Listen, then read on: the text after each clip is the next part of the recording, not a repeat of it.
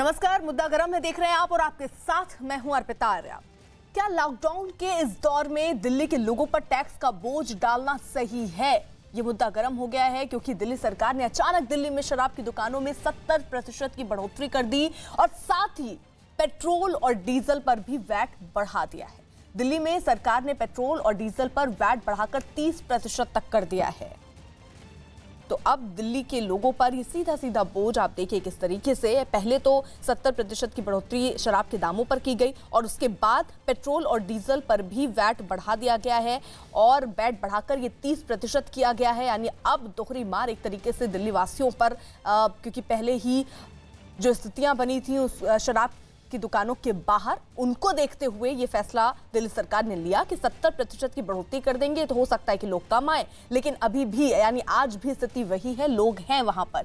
कुछ खास मेहमान हमारे साथ इस वक्त जुड़ रहे हैं, उसके साथ साथ हमारे सहयोगी भी हमारे साथ होंगे। अजय कुमार आपके नेता हैं, वो हमारे साथ इस वक्त जुड़े हुए हैं। राधिका खेड़ा कांग्रेस के हमारे साथ होंगी और अब से थोड़ी देर में जुड़ेंगी, और गोपाल अग्रवाल बीजेपी के हमारे साथ अब से थोड़ी देर में जुड़ेंगे। लेकिन उसके साथ साथ जो सहयोगी हमारे साथ इस वक्त जुड़ चुके हैं, विक्रांत यादव हमारे साथ विजय चौक दिल्ली से हैं, जावेद मंसूरी आईटीओ दिल्ली पर मौजूद है, प्रियंका कांडपाल खान मार्केट में है, दीपक बिष्ट जो हैं वो भी दिल्ली के खिचड़ीपुर से हैं। तो सबसे पहले मैं रुख यहाँ पर विक्रांत का करना चाहूंगी। विक्रांत, जिस तरीके से दोहरी मार पब्लिक पर पड़ी है, पब्लिक का रिएक्शन अगर आप किसी से पूछ पाए हो, उनका क्या कहना है? पहले 70% टैक्स बढ़ा दिया गया शराब की बिक्री पर और उसके खरीदने पर, और उसके बाद अब पेट्रोल और डीजल के दाम भी बढ़ गए।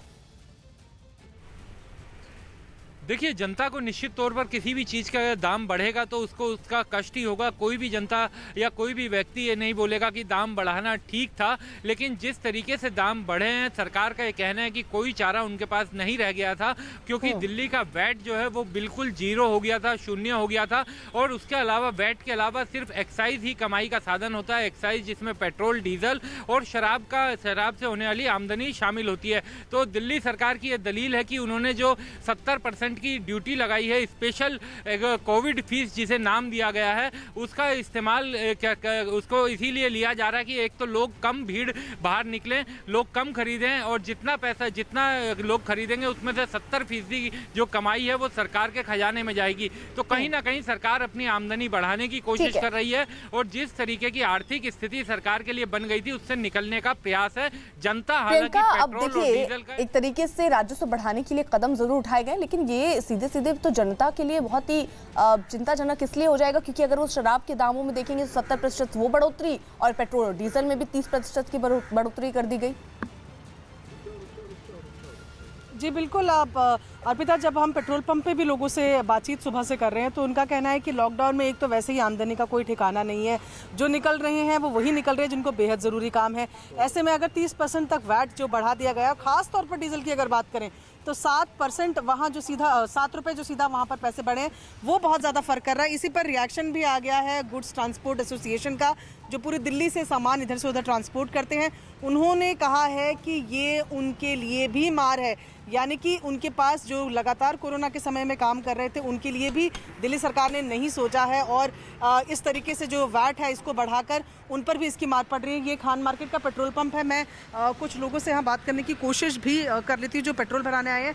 सर, आज से 1 रुपया 67 पैसा बढ़ रहा है, पेट्रोल बढ़ चुका है, क्या आपका रिएक्शन है? और डीजल 7 रुपये बढ़ रहा है। मैं इसके बारे में सर आप क्या कहेंगे, ये आज से जो बढ़ गया है पेट्रोल और डीजल के दाम? वो तो सर जो बढ़ गया तो बढ़ गया, अब उसमें क्या कर सकते हैं। चलिए, तो ये लोग जाहिर तौर पर लोगों के पास जवाब होंगे भी क्या, जो बढ़ गया है वो उनको चुकाना ही है। और ऐसे में विपक्ष की भी अगर बात की जाए अर्पिता, तो मनोज तिवारी से भी हमारी बातचीत थी। उनका कहना था कि पहले तो शराब की दुकानें खुलनी नहीं चाहिए थी रेड जोन में होने की वजह से, दूसरा अगर उस पर आप 70% तक पैसे बढ़ा रहे हैं तो ये आप जनता पर मार कर रहे हैं, क्योंकि जिसको पीनी है वो तो किसी भी हालात में लाइन पर लगकर भी पिएगा। और दूसरी बात, पेट्रोल और डीजल की बात की जाए तो इस पर भी विपक्ष का दिल्ली में साफ तौर पर ये कहना है कि ये संकट पूरे राज्यों के लिए है, देश भर के राज्यों के लिए, लेकिन कहीं भी इस तरीके से डीजल और पेट्रोल के दाम बढ़ाकर सीधा जनता को उसकी मार नहीं सौंपी गई है। जी अजय कुमार आपसे ही है हमारे साथ। अजय कुमार, कहीं भी और सब जगह देश में सब जगह यही हालात हैं, हर राज्य जो है इस वक्त उसको राजस्व की चिंता है क्योंकि आपको चाहिए राजस्व, लेकिन कहीं और इस तरीके के कदम नहीं उठाए गए, सिर्फ दिल्ली में इसकी जरूरत क्या पड़ी? देखिए, पहली बात ये है कि बाकी प्रदेश क्या करेंगे वो तो कल परसों में सबको आप सबको जानकारी मिल जाएगी। पूरे देश के जो है हर एक प्रदेश की यही स्थिति है। आप बताइएगा कि हमारे जो पूरे टैक्स का कलेक्शन पिछले महीने जो थे वो 400 करोड़ थे। 400 करोड़ का हमारे खर्चे हैं।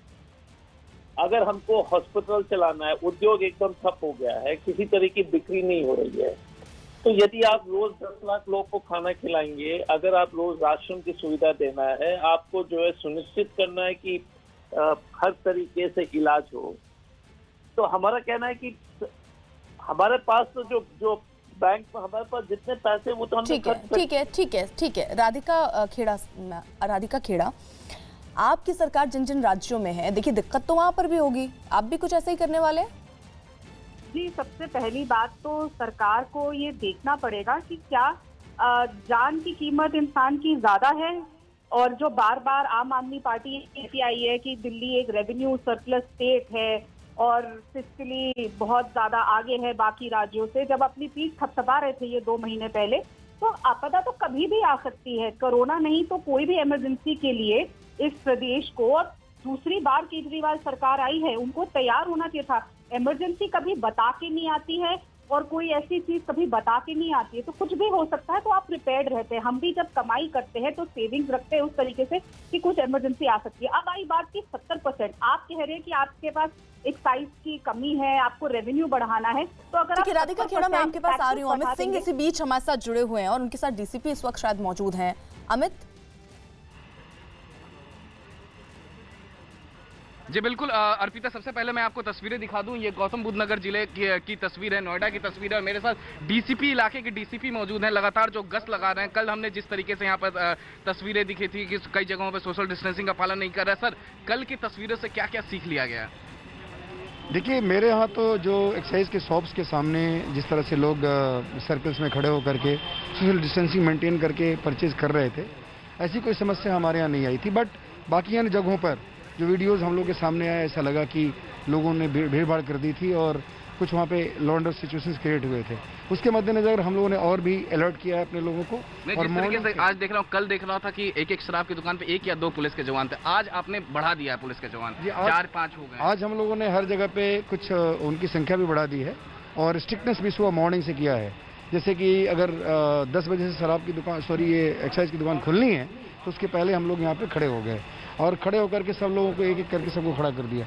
तो इस तरीके से हम लोगों ने कल की सिचुएशंस को देखते हुए आज हम लोगों ने अलर्टनेस ज़्यादा बरती है और प्रयास ये है कि कोई भी किस तरह का यहाँ पे कोई भीड़ भाड़ ना हो और सोशल डिस्टेंसिंग का पूर्णतः पालन किया जाए। कोई जिले में कुछ इस तरीके की कहीं से खबरें आई कि किसी शराब की दुकान पे कुछ ज़्यादा भीड़ उमड़ गई हो, पुलिस वाले काबू ना कर पाए हो?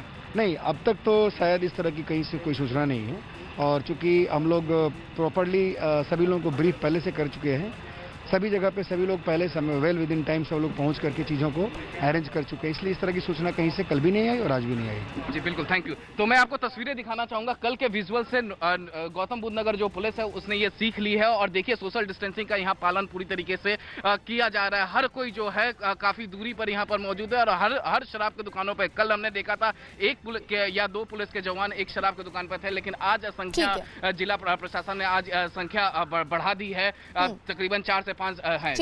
ठीक है, गोपाल अग्रवाल हैं बीजेपी से। गोपाल जी, और राज्यों में क्या तैयारी, केंद्र की तरफ से किस तरीके से निगरानी रखी जा रही है, क्योंकि राजस्व का संकट तो सबके सामने खड़ा होगा?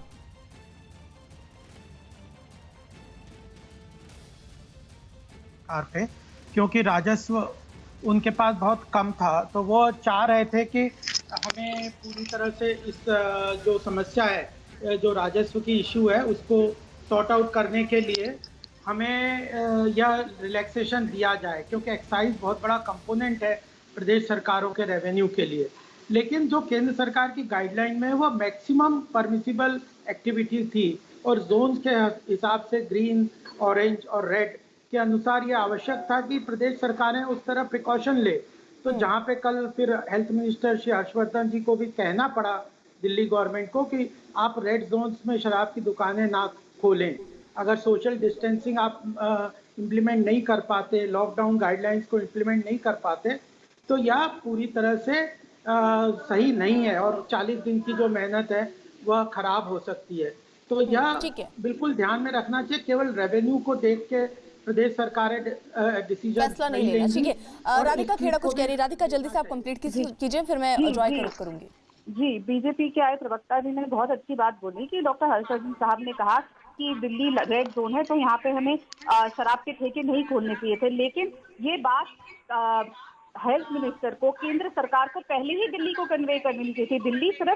दिल्ली इस देश की राजधानी है और हमने देखा है किस तरीके से 350 से लेकर 428 केसेस कंटिन्यूसली आ रहे हैं। इस बीच में 350 से कम एक भी दिन ऐसा नहीं निकल रहा कि दिल्ली में केसेस नहीं आ रहे, नियंत्रण कर नहीं पा रहे। तो आप लोगों को पहले ही बोलना चाहिए था कि दिल्ली को तो ये चीज करनी ही नहीं चाहिए, एक गाइडलाइन दीजिए। आप कह देंगे कि दिल्ली को ऐसे नहीं करना चाहिए, दिल्ली प्रदेश के हमारे मुख्यमंत्री कह देते हैं कि हमारे को केंद्र सरकार पैसे नहीं दे रही, तो ये महंगे के बीच में कौन सफर कर रहा है? सिर्फ दिल्ली की जनता। देखा कि prevention is better than cure, Gopal ji, prevention is better than cure, Gopal ji. मैं भी चिल्ला के कह सकती हूँ आम नागरिक होने के नाते कि मेरी जान को खतरा है जिस तरीके से यहाँ पे शराब की दुकानें खोल दी गई। पर ऐसा नहीं है, चिल्लाने से कोरोना से लड़ाई नहीं लड़ी जाएगी। Prevention is always better than cure. आप लोगों को, केंद्र सरकार को और दिल्ली की सरकार को अपनी ईगोज अलग रखने पड़ेंगे। हमारी भी राज्य सरकारें हैं कांग्रेस की, हमें भी बीजेपी तकलीफ देती है, हमारे को पैसे नहीं मिलते, लेकिन ऐसी स्थिति हमारे राज्यों में नहीं आ रही। राजस्थान और पंजाब, छत्तीसगढ़ देखिए कितने बखूबी से लड़ाई लड़ रहे हैं। इतने कम हमारे पास इतना हमारे को तकलीफ दे रही है केंद्र सरकार, फिर भी हम लोग साथ मिलकर चल रहे हैं। तो इसका ईगो दोनों को, केंद्र सरकार को और दिल्ली की सरकार को अलग रखना पड़ेगा। आज आपने 7 रुपए से ज्यादा डीजल के दाम दिल्ली में बढ़ा दिए, इसकी मार किसको पड़ेगी? वो आम जनता, वो गरीब आदमी जिसको अपनी तनख्वाह तक मिलना मुश्किल हो गई है। सब्जियों के दाम बढ़ेंगे, आम खाने की चीजों के दाम बढ़ेंगे, कौन सहेगा? आपने तो कह दिया जी हम गरीबों की सरकार है, सरकार सब कुछ कर रही है। क्या कर रही है सरकार? ठीक है राधिका, एक सेकेंड, विक्रांत कुछ कहना चाह रहे हैं। विक्रांत। अर्पिता ये एक सवाल मैं गोपाल जी से जरूर पूछना चाहूंगा, क्योंकि बीजेपी के बड़े प्रवक्ता भी हैं, अर्थशास्त्र के जानकार भी हैं और सरकार का भी रुख बता सकते हैं। गोपाल जी देखिए, ज्यादातर लगभग सभी राज्य सरकारें इस समय उनका खजाना खाली हो चुका है, सभी के सामने बड़ी दिक्कतें हैं और सभी राज्य सरकारें ये कह रही हैं कि केंद्र को इस समय उन्हें मदद करनी चाहिए। क्या केंद्र उस दिशा में भी कुछ विचार कर रहा है? देखिए, केंद्र प्रदेश सरकारों को सीधे एसडीआरएफ फंड के साथ भी एक्सेस दे दिया है। हजारों करोड़ को हर प्रदेश को केंद्र ने राशन बांटने के लिए जो सेंट्रल का फंड होता है एसडीआरएफ फंड, उसकी तरह एक्सेस दे दिए। केंद्र सरकार ने गरीब कल्याण योजना के तहत लगभग 3 लाख करोड़ का डायरेक्ट बेनिफिट ट्रांसफर अलग अलग लोगों के अकाउंट में कर दिया है। लगभग जो 32 करोड़ अकाउंटों के अंदर पैसा ट्रांसफर केंद्र सरकार कर चुका है। एक तस्वीर दिखाना चाहता हूं। ठीक है गोपाल जी, मैं लौट रही हूँ। दीपक विश। अर्पिता, मैं तस्वीर दिखाना चाहता हूं, जो पैनल पर हमारे महानुभाव बैठे हैं उनको मैं तस्वीर दिखाना चाहता हूं। ये खिचड़ीपुर का वो इलाका है और आप इधर की तस्वीरें देखिए। ये शराब की लाइन को लेकर यहाँ पर ये लाइन खड़ी थी और उसके अलावा इधर की तरफ आप तस्वीरें देखेंगे। देखिए ये सोशल डिस्टेंसिंग है। अब आप इनसे मेरा ये सवाल है कि इसको लेकर इसकी जिम्मेवारी कौन लेगा? ये सोशल डिस्टेंसिंग आपको दिखाई दे रही है। ये लोग जो अलग अलग इलाकों से आए हैं और शराब की दुकान में लाइन के लिए यहाँ पर खड़े थे और उसके बाद आप लोग इन सभी को देख रहे हैं। आप इधर की मार्केट देखिए। ये बहुत बड़ा सवाल इसलिए मैं उठा रहा हूँ क्योंकि सोशल डिस्टेंसिंग को लेकर यहाँ पर सवाल उठ रहा था कि सोशल डिस्टेंसिंग होगी, दुकानें तभी खुलेंगी, लेकिन यहाँ पर हर तरफ इसी तरह का अब जमावड़ा और जो यहाँ पर लोग हैं वो इकट्ठा हुए हैं। इनको समझाने वाला कोई नहीं, क्योंकि पुलिस का कहना ये लोग नहीं मान रहे। अजय कुमार, आप इसके बारे में कौन जवाब देगा? देख पा रहे हो तो शायद आप ये तस्वीरें देख के अंदाजा लगा पा रहे हैं, जिम्मेदारी किसकी है? देखिए, हमने पहले भी स्पष्ट रूप से कह दिया था कि अगर इस तरह के हमने 1 दिन 2 दिन के समय जो सरकार ने कहा कि शराब की दुकान में अगर भीड़ कम नहीं होगी या नहीं मेंटेन करेंगे तो हम उसको जो है फिर हम मजबूरी में हमको दुकानें बंद करनी पड़ेगी। अजय जी, आपको लगता है कि ऐसे वक्त पर जब कोरोना इतनी तेजी से फैल रहा है, 2 दिन का वक्त आपको लगता है विचार करने के लिए आपको चाहिए? नहीं, इसलिए चाहिए क्योंकि मैडम एक चीज है, सब लोग जो है, हम तो राधिका जी के बात सुन रहे थे और गोपाल अग्रवाल साहब के सबके बात हम सुन रहे थे। आप बताइए ना कि कांग्रेस की भी तो सरकार है महाराष्ट्र में, वो स्थिति बहुत अच्छी है क्या कि राजस्थान या पंजाब में बहुत अच्छी स्थिति है? लोग जो क्योंकि बहाने बनाने के लिए और दूसरी बात है कि आप लेकिन अजय कुमार, एक तो मैंने सुबह मुंबई की तस्वीरें भी रखी थी, वहां पर फिर भी सोशल डिस्टेंसिंग का पालन हो रहा है। उसके अलावा वहां पर ऐसे पब्लिक पर बोझ भी नहीं डाला गया है कि आपको पहले 70% टैक्स देना हो शराब खरीदने आप पहुंच रहे हैं तो, उसके साथ हम पेट्रोल डीजल के दाम भी बढ़ा दिए जाएं। ये बोझ तो एटलीस्ट नहीं पड़ रहा है लोगों पर।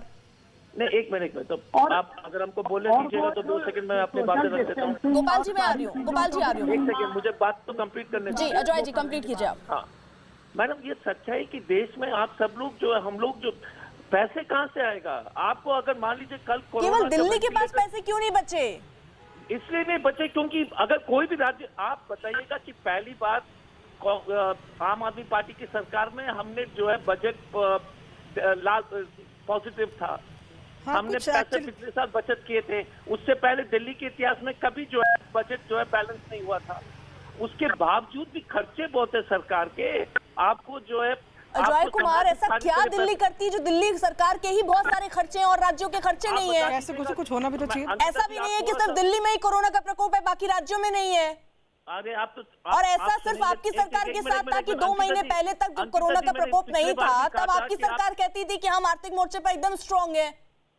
नहीं तो हमको बोलने एक चीज बताइएगा कि यार अगर आप बिना कोई अर्थशास्त्री की जानकारी के से बात करेंगे तो इसका कोई जवाब नहीं। हमारा कहना है कि हमारा 70,000 का करोड़ का बजट है। उसमें अगर आप देख लीजिएगा ट्रांसपोर्टेशन, आपको जो है बस डीटीसी बस चलाने से लेकर के सामाजिक कल्याण के लिए, आपको दवाई के लिए। एक मिनट अजय कुमार जी, प्रियंका कुछ कह रही है। विक्रांत, मैं प्रियंका के बाद आती हूँ आपके पास भी। प्रियंका। अर्पिता इस पूरे मामले में क्योंकि अजय जी आम आदमी पार्टी से आते हैं, दिल्ली में सरकार है, इनसे बस ये जानिए कि जो वैट इन्होंने बढ़ाया है और जिस तरीके से गुड्स ट्रांसपोर्ट एसोसिएशन कह रही है कि वो इनके लिए इसके चलते सारी चीज़ें महंगी होनी है, लाजमी है, क्या ये पॉइंट भी सरकार ने सोचा है कि आप पहले तो पेट्रोल और डीजल जनता भारी महंगा भरवाएगी, उसके बाद जो सामान उनके पास आएगा वो महंगा आएगा? इस पर क्या सोच रही है सरकार? विक्रांत, आप अपना सवाल भी रख दीजिए, फिर जवाब लेती हूँ मैं अजय से। अजय, मेरा अजय जी से एक सवाल है कि अजय जी ने एकदम सही बात कही है कि इस समय राज्य सरकार का खजाना खाली है, उसे कमाई के लिए पैसा चाहिए, क्योंकि कोई भी स्टेट चलाने के लिए राज्य सरकार के पास पैसा होना जरूरी होता है। तो अजय जी, दिल्ली सरकार दिल्ली में बहुत सारी रियायतें दे रही है। आप पानी फ्री देते हैं, आप बिजली फ्री दे रहे हैं एक सीमा तक, तो क्या वो अच्छे समय में जो आपने योजनाएं शुरू की थी, अब चूंकि मुश्किल समय है तो आप क्या वो वापस लेने पर भी विचार कर रहे हैं? क्योंकि सभी लोगों पर आप पेट्रोल डीजल की मार रहे हैं, लेकिन एक वर्ग को आप बिजली पानी सब फ्री दे रहे हैं, क्या उस पर भी कोई पुनर्विचार कर रहे हैं? अजय जी, पहली बात यह है कि बिजली और पानी जो है इस दिल्ली के सबसे गरीब लोग जनता के पास जो ये सुविधा जा रही है। तो एक तरफ हम उनके जो है एक तरफ अगर हम बिजली और पानी भी बंद कर लेंगे तो जितना हम जो है पेट्रोल डीजल या शराब में कमा रहे हैं, उससे ज्यादा तो नुकसान तो गरीब और आम जनता को पानी और बिजली का फ्री बंद करने से, जो 200 यूनिट कम फ्री रोकने से, या पानी का व्यवस्था 20,000 लीटर जो है पानी फ्री देने से अगर हम रोकेंगे तो उसके जो मार्ज जो है गरीब के ऊपर ज्यादा होगा। तो हमें जो है ये एक विचित्र स्थिति है, ये एक अजीब स्थिति है पूरे प्रदेश। और अंकिता जी, एक चीज याद रखिएगा कि आप देख लीजिएगा कल परसों में हर एक प्रदेश यही काम करेगा, और दिल्ली सरकार को तो अभी तक बाकी नहीं। अजय जी, आप मिला है। दिल्ली सरकार अजय जी, आप बड़े प्रशासनिक अधिकारी हैं, आप ये बात सही कह रहे हैं कि बिजली पानी का असर फायदा जो है वो गरीब लोगों को जा रहा है, लेकिन जो डीजल महंगा हुआ है, डीजल से पूरा ट्रांसपोर्टेशन होता है, हर चीज पर उसका सीधा असर पड़ेगा। सब्जी, चावल, दाल, सभी चीजें महंगी होंगी, उसका असर भी गरीब आदमी को ही इनडायरेक्टली भुगतना पड़ेगा। अगर आप डायरेक्ट फायदा दे रहे हैं तो इनडायरेक्ट नुकसान भी दे रहे हैं। नहीं, ये तो ये हम इससे जो है हम थोड़ी कह रहे हैं कि इससे ये आम जनता के ऊपर बोझ नहीं पड़ेगी, लेकिन हमारा कहना है कि अगर कोरोना में हमारी 90-95% अगर अर्थव्यवस्था बैठ गई हो, कोई रेस्टोरेंट, कोई कंपनी, कोई मैन्युफैक्चरिंग कुछ नहीं चल रहा है, और हमको जो सुनिश्चित करना है कि दिल्ली में जो है कोरोना के ऊपर हमारे पूरा नियंत्रण रहे, तो हमारी मजबूरी है। कोई नहीं, हम थोड़ी चाहते थे कि इतने डीजल और पेट्रोल के दाम बढ़ाएं, लेकिन 4,000 करोड़ में अगर हम सिर्फ 400 करोड़ का राजस्व एकत्रित किए हैं, आप ये बताइए 4,000 के पार केस हो गए हैं, 64 मरीजों की मौत हो गई है। आप कह रहे हैं हम यहाँ पर कोरोना को कंट्रोल करने में लगे हुए हैं, हमको राजस्व चाहिए, ये कंट्रोल कैसे हो रहा है? ये संख्या भी तो कम नहीं नहीं, हुई और है। जो देखिए कंट्रोल अदिति जी सोशल डिस्टेंसिंग से होगा। सर मेरा नाम अर्पिता लॉकडाउन है से- और अब आप जवाब अर्पिता जी, दीजिए। हाँ अर्पिता जी, ये जो कंट्रोल होगा वो सोशल डिस्टेंसिंग से होगा, वो लॉकडाउन की गाइडलाइंस को पूरी तरह इम्प्लीमेंट करने से होगा। डीजल के प्राइस बढ़ाने से कोरोना को कंट्रोल कैसे कर रहे हैं, ये मुझे समझ नहीं आ रहा है इनकी क्या सोच है। जो शराब के में 70% अगर इन्होंने एक्साइज बढ़ा दी और फिर वहाँ दुकानों में भीड़ भाड़ कर को कंट्रोल नहीं करा, सोशल डिस्टेंसिंग को कंट्रोल नहीं करा और कह रहे हैं ये कोरोना को लड़ाई लड़ रहे हैं। अंकिता ये जी, क्या सोच रहे हैं, कैसे कर रहे हैं? अजय जी मेरा नाम तो- अर्पिता है, अब आप अपनी बात हाँ, रखिए।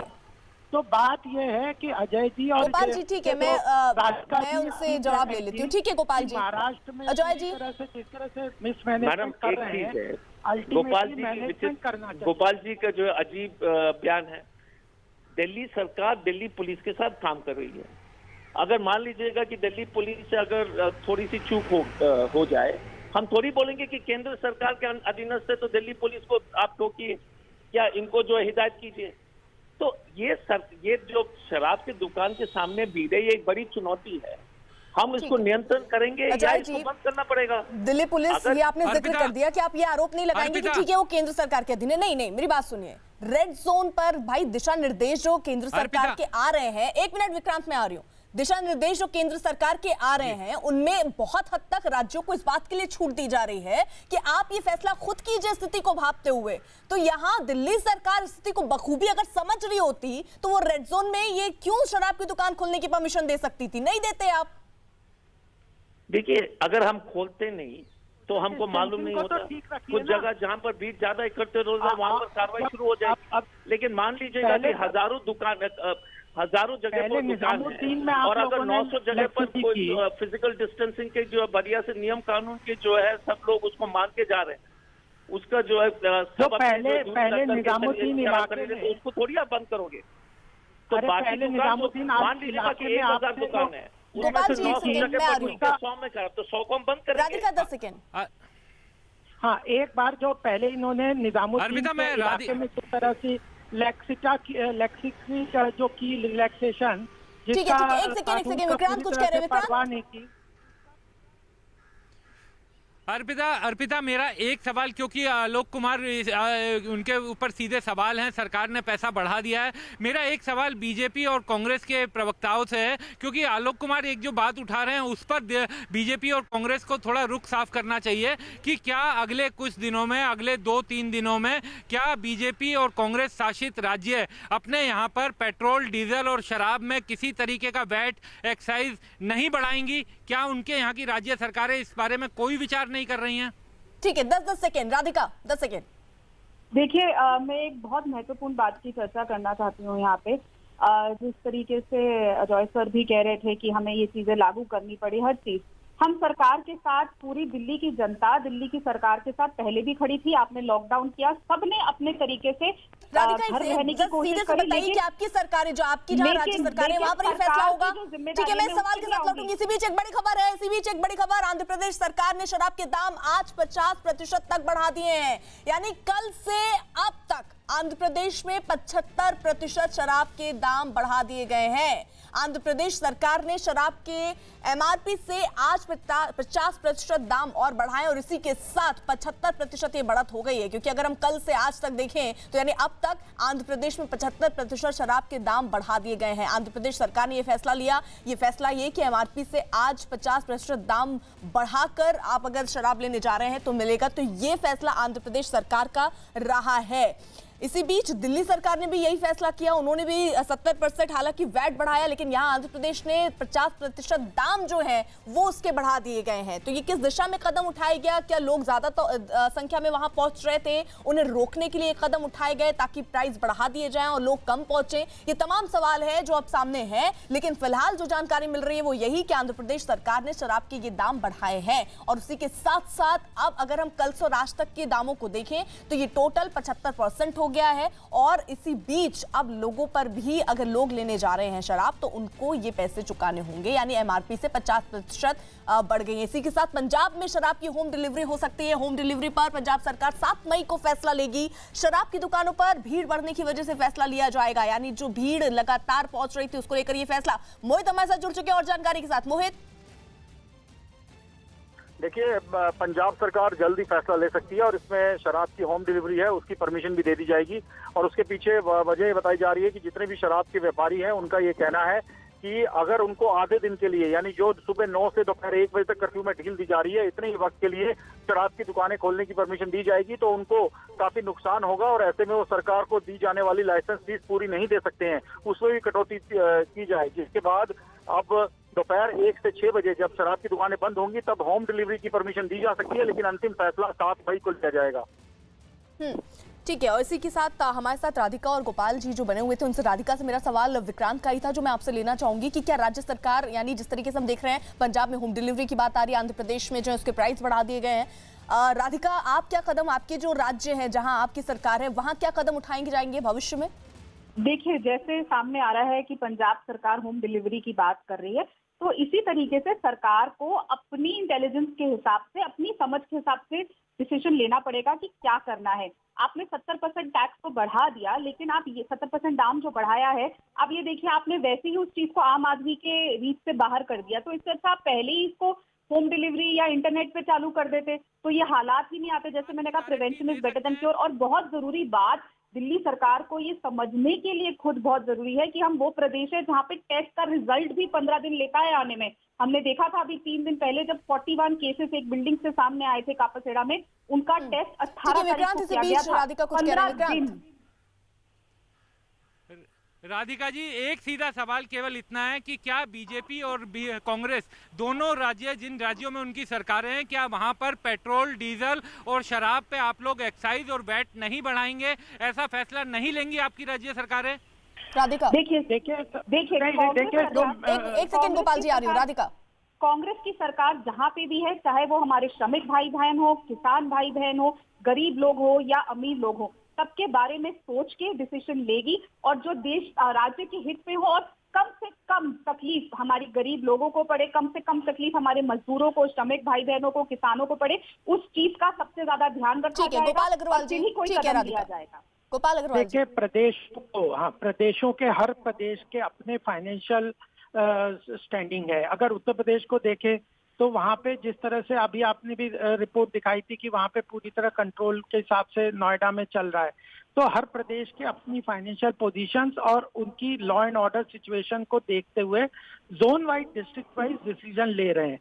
जहाँ तक डीजल और पेट्रोल की बात है, हमने पहले भी कोशिश की है कि प्रदेश सरकारें डीजल और वैट में की कमी कर दे, उसके टैक्सेशंस को कम कर दे, ताकि सरकार अननेसेसरी बोझ लोगों पे नहीं पड़े। लेकिन एक ब्लैंकेट डिसीजन नहीं हो सकता कि सब प्रदेश सरकारें एक ही तरह से डिसीजन लेंगी। महाराष्ट्र के पास रेवेन्यू बहुत ज्यादा है, उनको नहीं बढ़ाना चाहिए। दिल्ली के पास बड़ा रेवेन्यू आता है, इनने मिसमैनेज किया जिसके कारण इलेक्शन के पहले फ्रीबीज बांटना शुरू कर दिया और उसके कारण आज इनकी स्थिति हो गई ऐसे। तो प्रदेश के स्थिति के अनुसार, आर्थिक स्थिति के अनुसार डिसीजन लेना होता है और वही सही भी है कि डीजल पेट्रोल में कितने रिसोर्सेज हैं, कितनी बड़ी पॉपुलेशन है। अब जहां तक उत्तर प्रदेश का सवाल है, 26 करोड़ की जनसंख्या है और दिल्ली की 2 करोड़ की है, दोनों का एक डिसीजन थोड़ी हो सकता है। और दिल्ली एक छोटा सा एरिया है और यहाँ पे इकोनॉमिक एक्टिविटी अलग तरह की है, उत्तर प्रदेश की अलग है, बुंदेलखंड भी है, पूर्वांचल भी है, पश्चिम उत्तर प्रदेश भी है। तो अजय कुमार, यानी कुल मिलाकर जो गोपाल अग्रवाल जो कहना चाह रहे हैं वो ये कि मैनेजमेंट सही तरीके से नहीं हुआ, चुनाव के पहले ज्यादा खर्च बढ़ा दिए और अब पब्लिक से वसूलेंगे, जो आम नागरिक है उनसे वसूला जा रहा है, उन पर तरह तरह के टैक्स बढ़ाकर। देखिए, दिक्कत क्या है कि हम जितने भी हमारे साथीगण है जो शो में है, मैं जो आपके सामने जो तथ्य दे रहे हैं वो एकदम जो है निराधार है, क्योंकि चुनाव पिछले 5 साल में हमने बजट को जो है बैलेंस किया है। हम जितने पैसे हमने कमाए उतने हमने खर्च किए और थोड़ा सा बचत भी हुई। ये पहली बार दिल्ली के इतिहास में हुआ है। और फिर बोल रहे कि हमने ज्यादा खर्च किए। और जब हम बिजली और पानी जो आम जनता के लिए देते हैं और उनका चलिए, जो हर राधिका महीने आपकी बात से सहमत नहीं दिख रही। राधिका नहीं जी राधिका बिल्कुल भी सहमत की बात ही नहीं है। तो हमारी पार्टी से है, आप भी जानते हैं शीला जी की टाइम पे दिल्ली की क्या हालत थी और रेवेन्यू की क्या हालत है। आप तो खुद कांग्रेस पार्टी के लीडर रहे हैं, तो मुझे नहीं लगता सर, आप मेरे सीनियर भी रहे हैं, कि मुझे आपको ये याद दिलाने की जरूरत है। लेकिन मैं फिर एक बात बताऊंगी और एक बात दोबारा बोलूंगी, दिल्ली की स्थिति ऐसी नहीं है कि यहाँ पे लॉकडाउन की इतनी खुली छूट दी जाए। ये वही प्रदेश है जहाँ पे 15 दिन लगते हैं टेस्ट का रिजल्ट आने में। हम नियंत्रण में स्थिति को नहीं कर पाए हैं, तो राज्य सरकार को अपनी जिम्मेदारी समझनी चाहिए। आप 70% टैक्स बढ़ाइए, आप 100% टैक्स बढ़ाइए। आपने आज 7 रुपए डीजल बढ़ा दिया। मैं फिर बोलूंगी, आम आदमी तक खाना पीना कैसे पहुंचेगा? आम आदमी कैसे सब्जी खरीदेगा? जो लोग अपना बिजनेस चला रहे हैं वो वैसे ही लोगों की तनख्वाह नहीं दे रहे हैं, गरीबों को उनकी तनख्वाह नहीं मिल रही है, इतनी तकलीफें आ रही हैं। आगे जाके लोग और तनख्वाह देनी बंद कर देंगे, दुकानें खुलनी बंद हो जाएंगी, बिजनेस खुलने बंद हो जाएंगे। कितने बिजनेस जो वापस खुलने थे वो खुलेंगे नहीं इस डीजल के दाम बढ़ने से। इसका कितना नेगेटिव इफेक्ट जाने वाला है ये आप लोगों ने सोचा ही नहीं, आप लॉन्ग टर्म सोच ही नहीं रहे हैं। मैं दोबारा एक बात बोलूंगी, ऐसा प्रदेश जहाँ पे 15 दिन कोरोना का टेस्ट रिजल्ट आने में लगता है और जो रेड जोन में हो उसको सबसे पहली बात तो लिकर की दुकानें खोलनी नहीं चाहिए थी। प्रिवेंशन अगेन अजय कुमार, ठीक है, अजय किस कुमार, तरह से मिसमैनेजमेंट किया है, किस तरह से कोरोना का केसेस बढ़ रहे हैं, कंट्रोल नहीं हो रहा है, और आप ये कह रहे हैं कि हम क्या देख रहे हैं कि शराब की दुकानों पे सोशल डिस्टेंसिंग होगी कि गोपाल नहीं। अग्रवाल जी एक सेकंड। अजय कुमार, अर्पिता जी पहली बात यह है कि अगर आप दिल्ली में जो है कोरोना के पेशेंट जो कोरोना से संक्रमित लोग हैं उनके इलाज के लिए जो सुविधा दी गई है। गोपाल अग्रवाल जी रुकिए एक सेकंड कंप्लीट कर लेने दीजिए अजय कुमार को। ठीक है, आप जब आप बोलते तो हम तो हस्तक्षेप नहीं करते। ठीक है अजय कुमार रखिए अपनी बात। आप देख लीजिएगा कि दिल्ली इस देश की राजधानी है, अंतर्राष्ट्रीय से अलग अलग जगह से पूरे दुनिया के लोग आते हैं। तो जिस तरह से पहले से दिल्ली में संक्रमण था, उसके बावजूद इतनी बड़ी चुनौती के बाद, क्योंकि आप दिल्ली और बॉम्बे का जो है तुलना कर सकते हैं। अजय कुमार जी, आप टेलीविजन तो देखते होंगे ना? क्या आप टीवी तो देखते होंगे, न्यूज तो देखते होंगे आप? तो क्या तो बताइएगा कि संक्रमण आपने जहांगीरपुरी की तस्वीरें देखी थी? नहीं वो तो आजादपुर सब्जी मंडी की तस्वीरें देखी थी? अर्पिता जी एक मिनट हम ये कह रहे हैं कि आप कह रहे स्थिति से निपट रहे हैं। अरे हवा में निपट रहे हैं, तस्वीरें तो नहीं दिख रही ना वैसी। नहीं जहांगीरपुरी का स्थिति देख लीजिएगा तो आप जीके ग्रेटर कैलाश के भी देख लीजिए, नरेला के भी देख लीजिए। दिनों से अपनी समस्याओं को छोड़कर दूसरे की समस्याओं को अगर आप देखने बैठेंगे तो अपनी समस्या का इलाज आप कर नहीं पाएंगे, और वही दिल्ली में भी हो रहा है। फिलहाल बोझ पब्लिक के कंधों पर है और पब्लिक को ही अब ये बोझ उठाना भी पड़ेगा अगर सरकारें और गंभीरता से नहीं सोचेंगी। बहरहाल आप सभी का बहुत बहुत शुक्रिया। तो पंजाब की एक बार हम आपको फिर से खबर बता दें, पंजाब में शराब की होम डिलीवरी हो सकती है। होम डिलीवरी पर पंजाब सरकार 7 मई को फैसला लेगी। ये भी एक बड़ी खबर थी जिसको एक बार फिर से आपसे रूबरू करा दिया। एक छोटे से ब्रेक ले रुक रहे हैं।